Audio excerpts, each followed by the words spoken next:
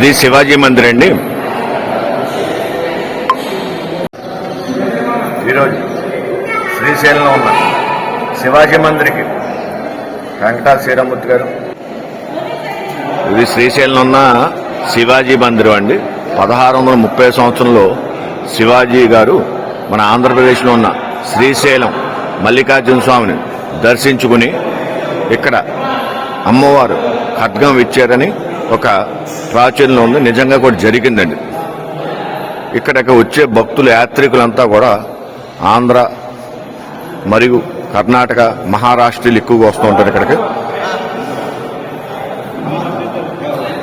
ఇది ఛత్రపతి శివాజీ గారి చరిత్ర అండి. ఛత్రపతి శివాజీ గారు ఎప్పుడు వచ్చారు, ఏమి కార్యక్రమాలు చేశారు, ఆయన సాధించిన విజయాలు, ఆయన పుట్టినప్పుడు జరిగిన వేడుకలు, ఇలా ప్రతి విషయం కూడా ఇక్కడ చాలా అమోఘంగా చిత్రీకరించారు. 3D ఎఫెక్ట్లు ఉన్నాయండి అన్నీ కూడాను. ఈ మందిరానికి వస్తాకి టిక్కెట్ కూడా ఉందండి. చాలా అమోఘంగా ఉంటుందండి. ఇది చాలా విశాలంగాను ప్రశాంతంగాను ఇక్కడ వచ్చిన వారు మొదటగా ధ్యానం చేస్తే చాలా శక్తులు వస్తాయని కూడా అని అంటున్నారు. కానీ ఇక్కడ అందరూ కూడా ఫోటోలకి వీడియోలకి పరిమితం అయిపోతున్నారు కాబట్టి ఇది తెలుస్తుందని ఉద్దేశంతో పెట్టిందండి. ఇది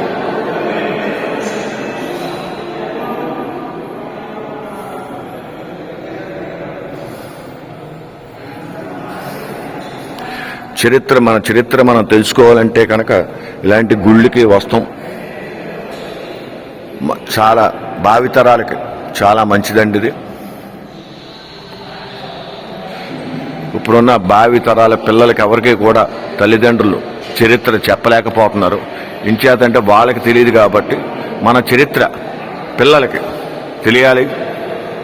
ముందు అందరికీ కూడా తెలిస్తే చాలా ఆనందదాయకంగా ఉంటుందండి ఇది. ఇక్కడి నుంచి ఖడ్గం తీసుకెళ్ళిన తర్వాత ముస్లిమ్స్తో విజయం సాధించని కూడా ప్రతీతి ఉందండి. చాలా అమోఘమైన చరిత్ర అండి ఇది. పిల్లలకి తెలియపరచాలి. ప్రతి ఒక్క తరానికి కూడా తెలియపరిస్తే ఎంత అందంగా ఉంటుందంటే చాలా అమృతం తాగినట్టుగా ఈ చరిత్ర కూడా ఉందండి.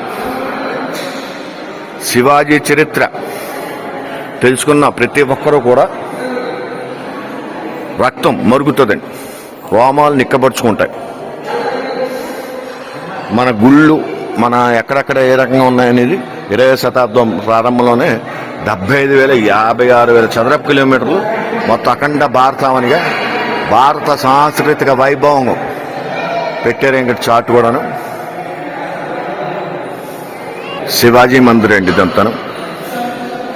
సార్ మీరు ఎక్కడి నుంచి వచ్చారండి? ఎన్నోసారి వచ్చారు ఇక్కడికి? ఏం తెలుసుకున్నారు శివాజీ గారి గురించి? శివాజీ అనేటప్పటికీ నాకు రోమాలు నెక్కబడుస్తాయి, గూస్ బంప్స్ వస్తాయి. ఆ మహనీయుడు నడాడిన ఈ స్థలం చూస్తే రక్తం ఉరుకులై పరిగెత్తుతుంటుంది. కాసాగా महाराष्ट्र से कितना आदमी आएगा? 16-17 बार ये मंदिर अच्छा है ना? अच्छा है बहुत. శివాజీ పుట్టినప్పటి నుండి అతని సాహసాలను లీలను శివాజీ గారు బ్రహ్మాండంగా చేశారండి. ఇక్కడ అన్ని కూడా చరిత్ర బాగా రాశారండి. छत्रपती शिवाजी महाराज की जय. आम्ही महाराष्ट्रामधून गोवा बॉर्डरवरून आलो आहे, सावंतवाडी तालुका. इथून आम्ही खास करून छत्रपती शिवाजी महाराजांचं मंदिर जे आपल्या भारत देशामध्ये ते एकमेव मंदिर आहे, या मंदिराचा आम्हाला अभिमान आहे. म्हणून आम्ही मंदिर बघण्यासाठी महाराष्ट्रावरून आंध्रामध्ये आलेलो आहे. आणि इथे येऊन आम्ही छत्रपती शिवाजी महाराजांचं राज्याभिषेक दरबार, त्यानंतर इथे संपूर्ण लावलेली चित्र माहिती वाचली. त्याचप्रमाणे बाजूला लावलेले समुद्र शिवाजी महाराजांनी सर केलेले जिंकलेले सर्व किल्ले याची माहिती सर्व आम्ही आत्मसात केलेली आहे. त्याचप्रमाणे इथे हे जे चित्र आहे हे शिवाजी महाराजांचे राज्याभिषेक ज्येष्ठ शुद्ध त्रयोदशी शनिवार दिनांक 1556 आनंदाने संवत्सर इंग्रजी दिनांक 6 जून 1647 को छत्रपती शिवाजी महाराज यांचे राज्याभिषेक झालेला आहे. त्याचप्रमाणे ते छत्रपती शिवाजी महाराजांचा अबुल हसन कुतुब शाह से भावनगर में भेट झाली. त्याचप्रमाणे कोप्पल पर हमला जो छत्रपती शिवाजी महाराजांनी कोप्पल गाव की गरीब पीडित जनता याच्यातून मुक्त करण्यासाठी शिवाजी महाराजांची मिलने वो जाते वो पठान की जगह से तकलीफ जो हुई अमानुष अत्याचार वो शिवाजी महाराजांनी बेता झाला. त्याचप्रमाणे इथे राजमहल छत्रपती शिवाजी महाराज और अबुल हसन शाह की गोवर्धन किले के राजमहल में मुलाकात. त्याचप्रमाणे येसाजी काका म्हणजे 19 फरवरी 1677 येसाजी काका और कुतुब शाह के शक्तिशाली हाथी के साथ लड़ाई हुई. शिवाजी महाराज मदान के घर भोजन में खाना खाने के लिए जाते हैं. वो हैदराबाद में लगभग महीना भर के लिए लोगों को मिलना चलता रहा. एक दिन मदननाथ खुद शिवाजी महाराज को अपने घर खाने के निर्देश लेकर मिलते हैं. शिवाजी महाराज जी भी खुशी खुशी राजी हो जाते हैं और मदननाथ की माता बनाते. शिवाजी महाराज का त्रिशल्य सवार त्रिशल्य स्थित मल्लिकार्जुन 12 ज्योतिर्लिंगों में से एक ज्योतिर्लिंग है. 24 मार्च 1677 को शिवाजी महाराज श्रीशैल्य पहुंचे.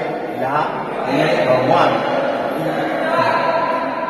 रूप के दर्शन मल्लिकार्जुन के दर्शन किए.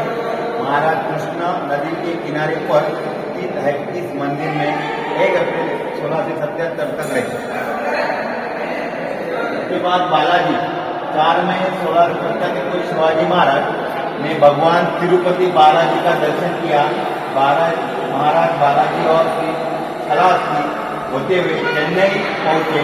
कांचीवरम होते हुए 9 1677 को महाराज जीजी के अत्यंत मजबूत किले पर पहुंचे. जीजी और एकोजी राजा 9 मई 1677 को शिवाजी महाराज ने जीजी का किले को घर घेर लिया. जीजी का किला चंद्रगिरी, कृष्णागिरी और राजगिरी इन 3 किलों को मिलकर बना था. निसार खान जीजी के किले का किलेदार. मी आज छत्रपती शिवाजी महाराजांचं मंदिर आंध्र येथील श्रीशल्यम या मंदिरामध्ये आज दर्शन घेतलेले आहे. आणि इथे आल्यानंतर हे सब पूरा मंदिर इधर मंदिर का महाराजांनी घेतलेले सगळे किल्ले या मंदिरामध्ये आहे. आणि ते पूर्णपणे चांगल्या परीने चित्र लावलेली आहे. प्रत्येक किल्ल्याचं चांगलं मार्गदर्शन केलेलं आहे. आणि त्याचप्रमाणे इथे सभा मंडप म्हणजे दरबार महाराजांचा आहे. आणि महाराजांची पूर्ण माहिती इथे बऱ्यापैकी दिलेली आहे. ती आम्ही पूर्ण वाचलेली आहे. आणि इथे आल्यानंतर आमचा ग्रुप आहे 17 जणांचा. आम्ही महाराष्ट्र सावंतवाडी तालुक्यातून इथं आलेलो आहोत. आणि इथे येऊन आम्ही 17 जणांच्या ग्रुपमधून आम्ही इथे माहिती घेतली आणि इथे आलो, पूर्ण दर्शन घेतलेलं आहे. आम्हाला बरं वाटलं. धन्यवाद.